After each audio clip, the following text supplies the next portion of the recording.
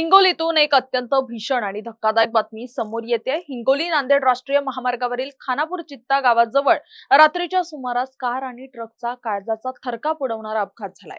महामार्गावर उभ्या असलेल्या एका नादुरुस्त ट्रकला कारने पाठीमागून जोरदार धडक दिली असून या भीषण अपघातात कारमधील दोघांचा जागीच दुर्दैवी मृत्यू झालाय।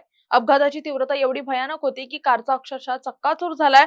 महामार्गावरील बेजबाबदारपणा आणि वाढता वेग पुन्हा एकदा दोघांच्या जीवावर बेतला असून या घटनेमुळे संपूर्ण परिसरात हळहळ व्यक्त होते। ही भीषण दुर्घटना रात्री 12:30 वाजेच्या सुमारास घडली। हिंगोली नांदेड राष्ट्रीय महामार्गावर एक नादुरुस्त ट्रक उभा होता आणि धक्कादायक बाब म्हणजे थेट हायवेवरच या ट्रकची सर्व्हिसिंग आणि दुरुस्ती सुरू होती। याच दरम्यान हिंगोलीकडून नांदेडच्या दिशेने जाणारी स्विफ्ट डिझायर कार या उभ्या ट्रकवर पाठीमागून अत्यंत वेगात जाऊन आदळली। धडक इतकी जोरदार होती की कारच्या समोरील बाजूचा पूर्णपणे गोळा झाला। या अपघातात कारमधील सूरज सावळे वय वर्ष 26 आणि अरुण आमले वय वर्ष 40 या दोघांचा जागीच अंत झाला।